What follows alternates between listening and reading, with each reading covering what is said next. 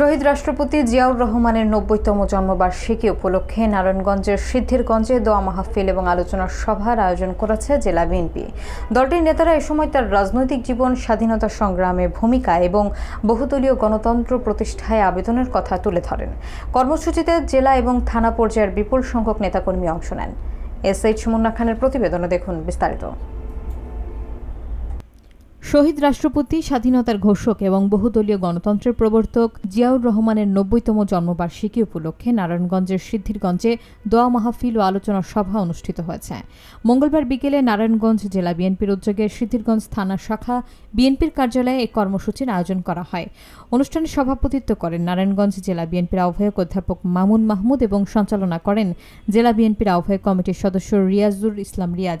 এতে জেলা বিএনপির যুগ্ম আহ্বায়ক সদস্য, সাবেক ও বর্তমান নেতৃবৃন্দ সহ জেলা, থানা এবং অঙ্গ ও সহযোগী সংগঠনের নেতাকর্মীরা উপস্থিত ছিলেন। বহুদলীয় গণতন্ত্র প্রতিষ্ঠায় তার ঐতিহাসিক সিদ্ধান্ত এবং জাতীয় রাজনীতিতে তার অবদানের বিষয়টি গুরুত্বের সঙ্গে তুলে ধরেন। পাশাপাশি তার আদর্শ অনুসরণ করে দেশের গণতান্ত্রিক আন্দোলন জোরদার করার আহ্বান জানানো হয়। সবশেষে শহীদ রাষ্ট্রপতি জিয়াউর রহমানের রুহের মাগফিরাত কামনা এবং দেশ ও জাতির কল্যাণে বিশেষ দোয়া করা হয়।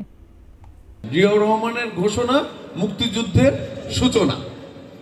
কি জিয়াউর রহমানের ঘোষণা মুক্তিযুদ্ধের সূচনা, অর্থাৎ সূচনা করে দিলেন। আর সূচনা হওয়া মানেই সেটার সমাপ্তি আছে, যেটা শুরু আছে সেটার সমাপ্তি আছে। জিয়াউর রহমান যদি মুক্তিযুদ্ধের শুরু না করতেন তাহলে পাকিস্তানি হানাদাররা কি করত? নির্বিচারে আমাদের নিরীহ মানুষদের উপরে হত্যা সহ নির্যাতন, নারী নির্যাতন সহ অন্যান্য জুলুম অত্যাচার চালাতো।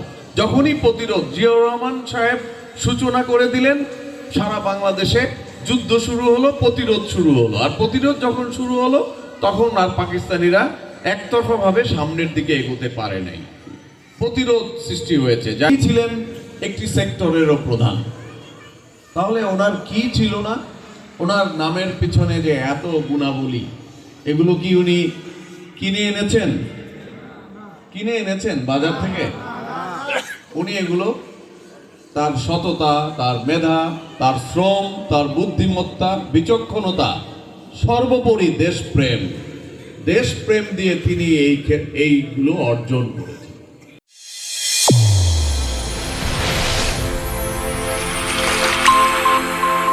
চ্যানেল A1 হৃদয়ের স্পন্দন।